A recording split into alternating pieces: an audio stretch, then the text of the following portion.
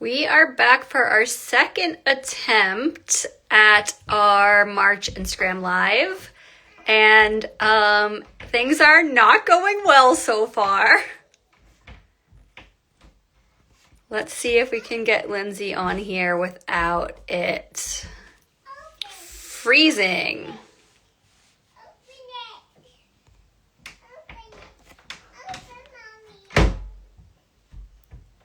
We're about to have a special guest star because I hear my toddler at the door.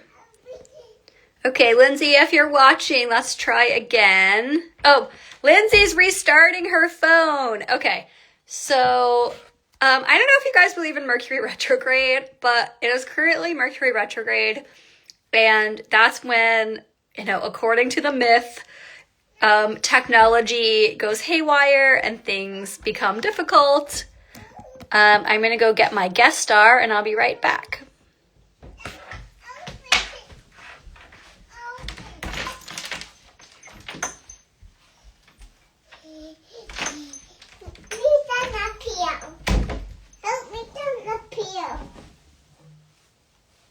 Okay. Do we want to say hello to everyone? Mm-hmm. Say, hi, I'm the guest star. Mercury retrograde is making everything go badly, including you coming to my office. But that's okay because you're very cute and we love you. Where's Daddy's office? Where's Daddy's office? Yeah. That's a good question. Okay, so we're just waiting for Lyndsey to restart her phone. I'm not sure how long that will take. But until then, I will tell you what we're doing. So it is our 39th episode of Sexy First Friday. We have done over 3 years of episodes.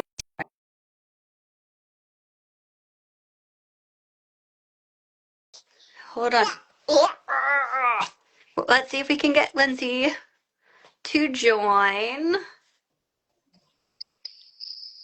I'm back. We knew it would happen.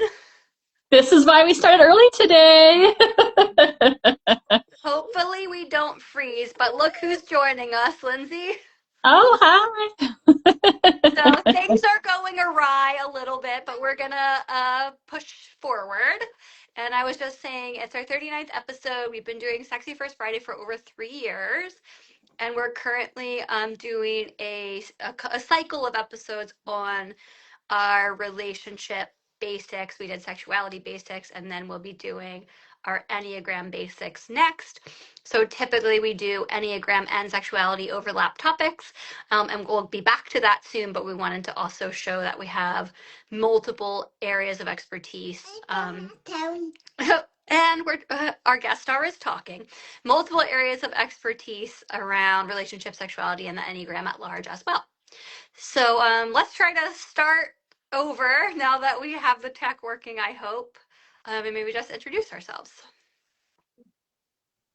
I can go first. So my name is Lyndsey Frazier. I'm a licensed marriage and family therapist, as well as a certified sex therapist and IEA accredited professional.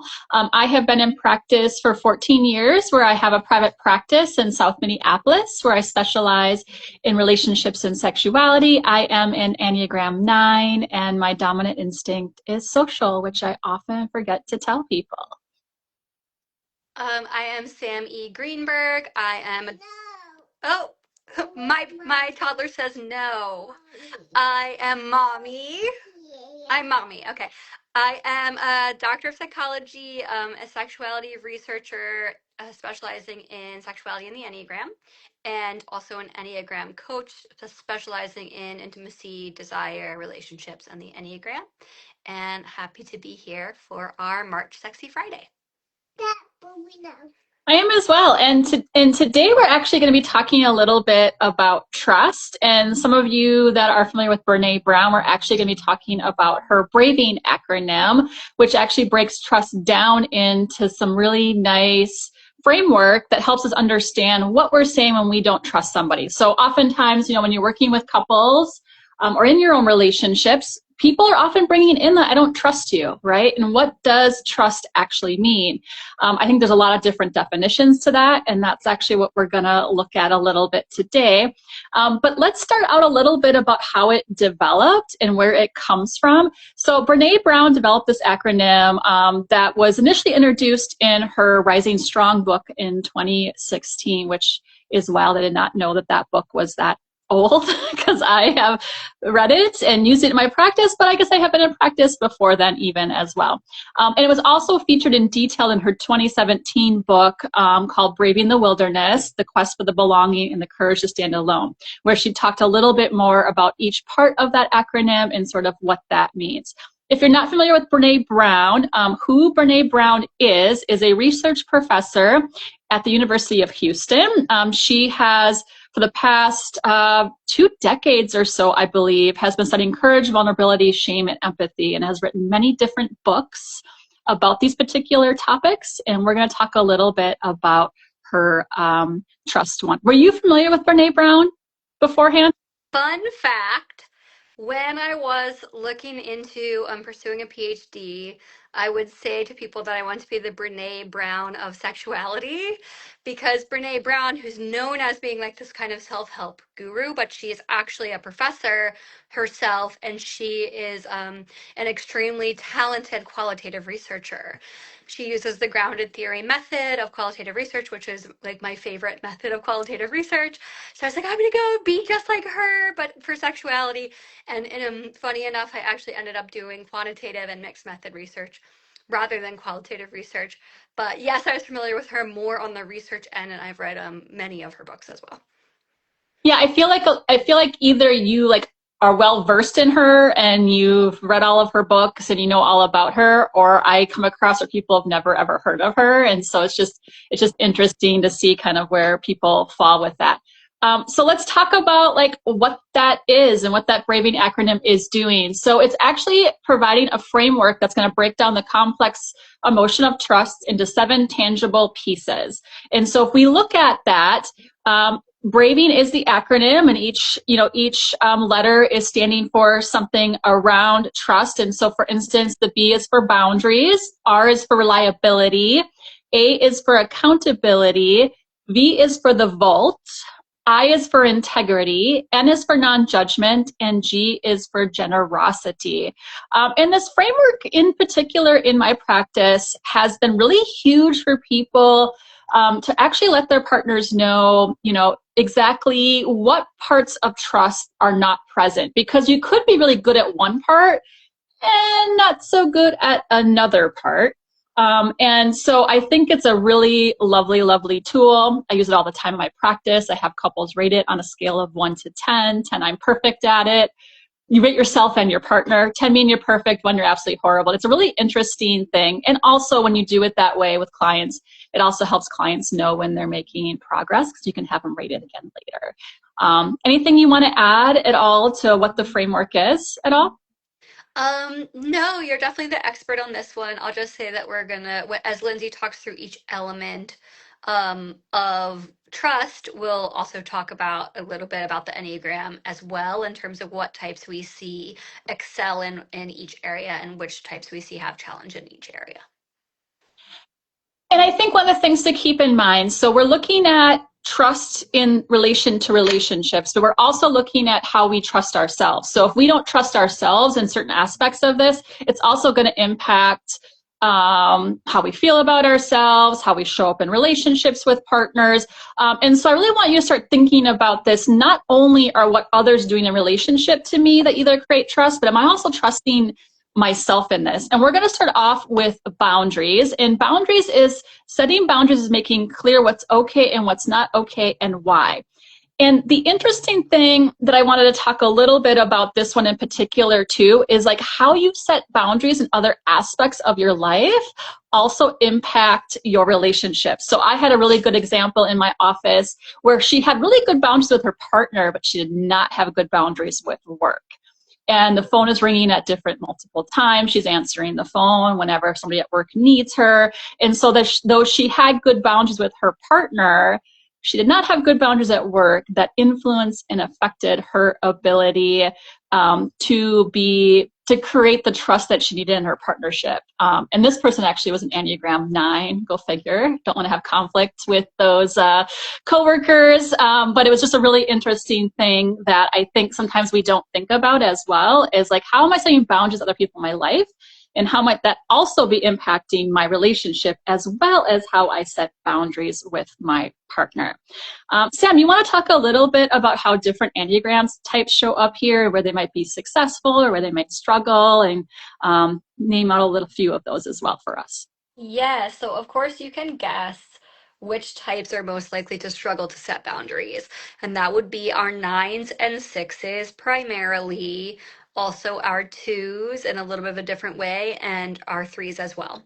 So eights and sevens I found have the easiest time, and ones do usually as well. They're usually clear on what the boundary is and more or less unafraid to state it. Of course, there's going to be variety depending on how you're raised and depending on your subtype and depending on lots of factors. Um, for fives, like typically know their boundaries, but sometimes struggle to say them out loud until they feel someone has already pushed past them.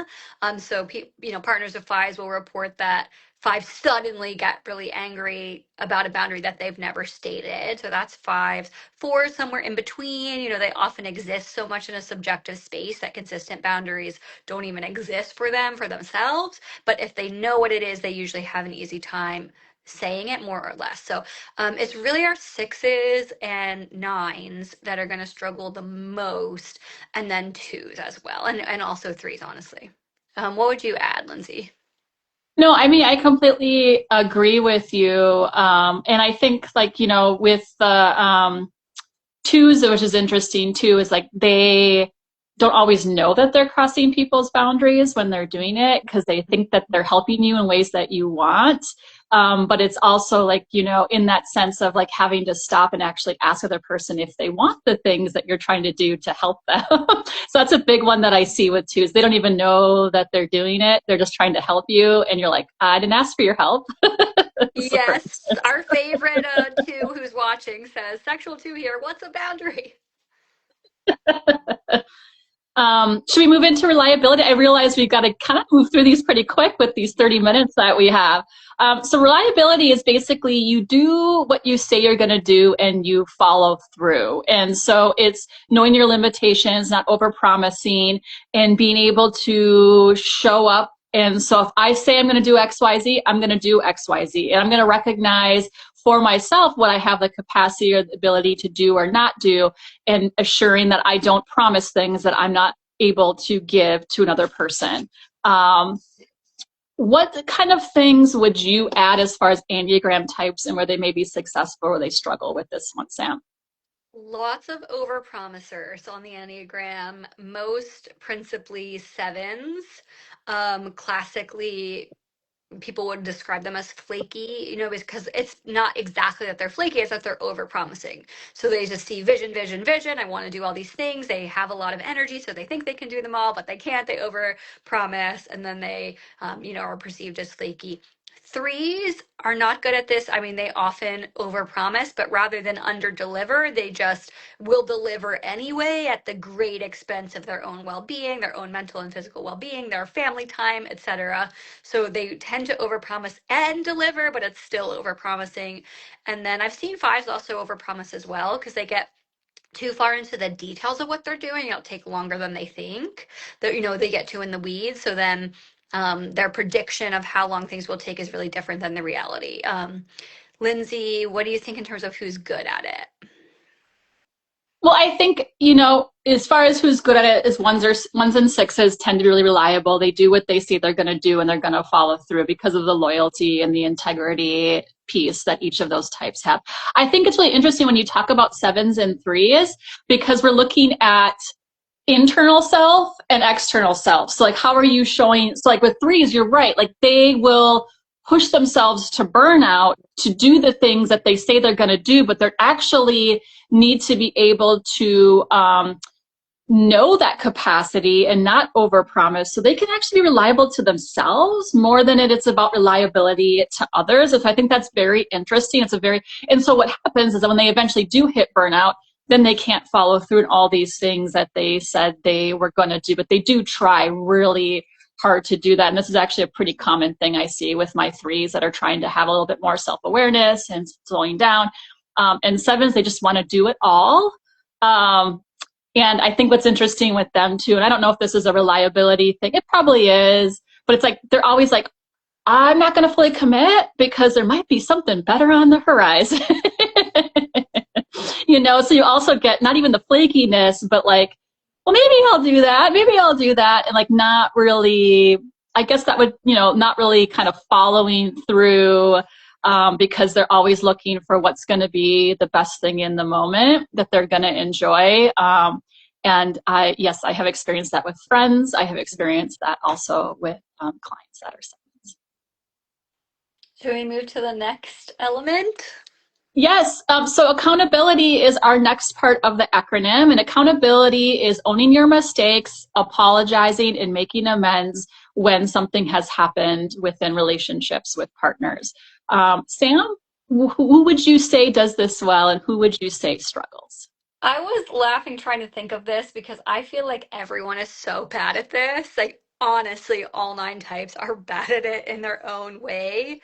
But if, we had to say, I'd say 9s and 7s often really seem to struggle. 9s because of the conflict, facing the conflict element of it, and 7s because of the sadder, darker emotions element of it, and 2s can really struggle as well with the kind of shame around it and the disconnection. In terms of who's good, I really struggle to even choose a type that's good because we're all so bad at, owning our mistakes and apologizing for them. But what do you think in terms of who's good at it? I mean, I would say the ones that I kind of feel like probably are a little bit better than maybe others would be 1s and 6s. But then I also am like sitting here going, but then I have a lot of 1s and 6s that don't take accountability as well. And it's just really interesting. I think because this one's so tied to shame. And so if you've done a lot of growth on yourself and you have a lot of self-awareness, usually you are a little bit better at being able to take accountability and not feel shame about it, but maybe feel guilt. And so like, there's a whole nother topic that we could have here, which is the difference between shame and guilt.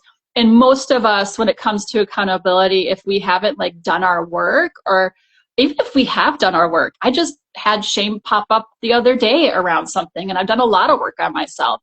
It's really having to be in that place of guilt versus shame. And the difference between guilt and shame, because people always ask me this question, it's like, if I'm guilty, I've done a behavior that hurts or harms someone else, but doesn't say anything about who I am. If I am shameful, I attack myself intrinsically for whatever behavior or action that I've done. So you can imagine if any of us are in a place of shame, it's really hard to take accountability, right? Because we feel like an awful person when we're in that place. And we could talk about shame at a different point in time. I think we could have a full episode. We need to do a shame episode because I have so many things to say that's going to derail us from this topic, but there's so much to say about shame.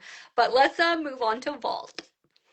So vault is you don't share information or experiences that are not yours to share. So this is like when someone or your partner tells you special details about themselves. It's really interesting. Just an example, I was just actually had kind of like a teaching moment with my son around this. 2 of his friends had little crushes on each other. And my son was like telling his other friend. And when his friend left, I said, hey, was your other friend okay with you telling this friend that he had a crush? And he's like, well, I didn't think to ask. I was like, well, let's talk a little bit about that, right? And so that's that ability of like, how do we know when information is given to us that it's something that's okay to tell others or not? And so the vault really is doing that. What's interesting with this one too is like if we have too much of a vault and we don't share aspects of ourselves, that can also hinder connections to our partners. Think about my 5s out there who keep too much of their information to themselves. Sometimes that can actually prevent you from having trust or connection as well. And so it's not only keeping secrets, but also knowing like, when do I share information about myself to have connection and things like that. And so it really is just that ability to, but fives are also very good at it. So they're not going to share a thing. And so I think it's just that complexity that can kind of happen with that. What would you add, Sam, as far as Enneagram types and what you see? Lyndsey, you're stepping on my fives are perfect moment that I was about to have. So, when it comes to being a vault for others, this is where fives shine. Fives are the standout keepers of confidence of the Enneagram. And generally, you can assume anything you tell them is kept in confidence. You don't even have to ask them to. I mean, you should take accountability for that if you want it, but generally with a five, you don't even have to ask them to. Things are kept in confidence until you tell them otherwise. So their fives are so good at this, and they are quite trusted as friends and confidants and partners for sharing information that you want kept private because of this reason. I didn't think about the fact that the reverse of that is actually erodes trust, which is that fives will keep their own vault of their own confidences completely away from others, and then that actually erodes trust. So I had to rain on my own parade a little bit with your help, Lyndsey, about fives being amazing at this. I can't really think of particular types that are good at it besides fives. I'd say a lot of the other types, it just depends on other personality aspects. But in general, you see eights are pretty bad at it. They're big like talkers. They're not very good at this kind of subterfuge, or like what they feel is subterfuge by, you told me this, I'm not supposed to say it out loud. Like they just don't get it. So I'd say eights are the worst at it. All the other types I think are going to fall on a spectrum there. And what, I don't know what else you would say, Lyndsey. Yeah, I mean, I would agree with you. It's going to be somewhere in the middle. I mean, fives are like the best at keeping the vault. And then I think everybody else, it kind of just depends more, like sort of what you said. And I think that I've actually, honestly, I've been guilty because I'm married to a five. Like, I think sometimes things are okay to share. And I get I didn't say that was okay to share about me. So I know that I personally have broken the vault sort of unintentionally, but like it brings up a good point about having those conversations with partners and with other people in your life as far as like, hey, like, what are you okay with me sharing with other people or not, right? I think for me, it becomes a lot about social bonding. It's like wanting to share things about my partner, but I also do need my partner's permission to know that it is okay to share those things about them with others in my life. So I've definitely been guilty of breaking the vault, unfortunately, as a nine. Well, I suppose we should move on to integrity, which is our I. And this is choosing courage over comfort. It's doing the right thing, even though it's not the easy, fast, or fun thing. This is practicing our values and putting them into effect and not actually just professing them or staying what they are. And so I think with this one, it can be, again, I've had instances where it's like you seem to have integrity with the relationship with me, but then I've seen you do other things with other people, and that makes me question whether I can trust you to actually show up in the ways that I need and do the hard things. This one often comes around, I would say, with my couples, sort of like putting the relationship first, even when it's in relationship to, like, say, family of origin or other people that we're close to. Maybe not doing the hard thing or having the conflict with someone else because it's affecting the relationship. So I often, family of origin in particular, I'm just going to say it, people not being assertive or asking with family of origin members, parents, siblings, things like that, to advocate or assert to make sure you're putting your own relationship and your own family first as well. But you can see it in multiple different ways too. What would you add, Sam? For integrity in terms of Enneagram type, you can probably guess that ones are going to be the standout.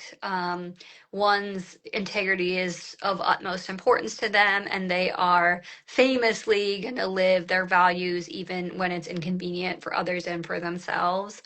Um, a bit controversial to say, maybe, but I believe eights typically live in a lot of integrity. It's just that their integrity isn't necessarily other people's, but they tend to have really strong values in terms of protecting others or whatever drives them. They tend to stay in their integrity around that, I see. But ones definitely are the standout. And then in terms of who struggles, well, sevens for sure can struggle with this because, again, it's like choosing something uncomfortable on purpose just isn't where they shine. What else would you say, Lyndsey? I mean, I would say our attachment types can struggle a little bit as well, for different reasons. Nines not wanting to have conflict with others, sixes needing that reassurance or safety or security, and even threes with that fear of not appearing successful, precious, or special. I don't even know what the right word is. I usually have three words and I just like blanked on it. Those ones in particular, because they're looking to others about how they need to show up in the world. And so sometimes when it takes pushing against that or having that integrity to push against something that might result in a thing that they're afraid of, this has been a huge growth point for me, honestly, where I've had to be in integrity in the sense of being assertive, even though I would say I would have high integrity in other aspects of life. And so this is, again, where it can be convoluted, right? Because there's different parts in places it can show up. Let's move to non-judgment because we are running out of time. So non-judgment is that I can ask for what I need and you can ask for what you need and we can talk about how we feel without judgment. So this is not judging our partners intrinsically or ourselves for who we are. And so where would you say which Enneagram types are good at this and where some Enneagram types might struggle? Our lovely ones definitely struggle the most with this, and sixes as well. Ones, judgment is such a part of the ego structure of the one, and it's just really hard to let it go. And sixes also have like a really clear idea of the way things are supposed to look and work in a system, and they have a hard time letting that go in terms of non-judgment as well. Who do you think is good at this, Lyndsey? I would actually say nines and fours, but for different reasons. Nines because they can see all sides of things and really have that capacity to really tap into like, why might this person be responding this way and what might their experience be and where they're coming from. And they're really good at that. On the other ends, it's different for fours, and fours are really good at non-judgment around any kind of emotional expression. So ability to sit in sort of the harder emotions with people and not judge them for that, and being understanding of that and having compassion for that. And so though they may struggle in other areas, fours with judgment, they tend to be very emotionally non-judgmental, which I think is really beautiful, sort of about who they are as well. Yeah, I agree with that. What about generosity? So generosity is the idea that all of us are doing the best that we can at any given moment, but in that process, we still hurt others. That's the best way that I like to say it. I think she might define it a little bit differently in how she does, but it really is that like all of us are trying the best, right? And I think when we have generosity for partners, what happens is it's like, if I think you didn't intentionally try to hurt me, I'm much more softer, I'm much more understanding. And it doesn't mean you don't bring up an issue or concern, but it's more of like you come from a softer place when you do versus like you did that on purpose, right? Kind of a stance or place to be. Which types do you think do well here and which types do you think struggle? So quickly, a bit of a public service announcement. I think for all of these, it's more about maturity than type. We're going to see healthy people of any type do well, and less, or people who have worked less on themselves or have less exposure to resources around communication and relationships do more poorly. That said, I'd say still ones and sixes would struggle in terms of the generosity aspect, whereas nines would be really good at it. What do you think? Yeah, I completely agree with you. This is where, but I love that you brought in that service announcement, right? Because it's like anybody at lower levels of health or struggling are going to show up differently, right? And a lot of this is like the more insight and work and growth you have, the more that you are able to sort of show up as a trustworthy person for yourself and for others as well. But yeah, I agree exactly with who you said there. We are at the end already. This was a marathon to get through all of them quickly. Obviously, we're just scratching the surface here, but you can look into these more on your own if you want to look into Brene Brown's Braving acronym and her book that Lyndsey mentioned. We wanted to tell everybody that we have our ebook for sale with all about sexuality for each type, an instinct, gifts and challenges for each type, self-work for each type and instinct. That's $37 so that we can find those links in our bios, Instagram bios, and we often post Instagram stories about it. And then Lyndsey, did you want to talk about our course? Yes. So we have our self-paced Enneagram and Sexuality Transformed Relationships course that is happening for the second year now, where we do have CEU approval from the Board of Marriage and Family Therapy, which will include two cultural CEUs, or 4 CEUs and 2 cultural CEUs for that. And then we're hoping to actually apply to some of the other Minnesota boards as well. I realize they're easier than marriage and family therapy. I was showing Sam, I was like, social work, we should be applying for the social work one as well. So don't hesitate to reach out to us around that as well, or any questions you might have about our course. So we will be back in April with the first episode of our Enneagram Basics series on the history of the Enneagram, and hope to see everybody there. Thank you. Great to see you, Sam. Thank you for everybody that joined today. Bye, Lyndsey. Bye.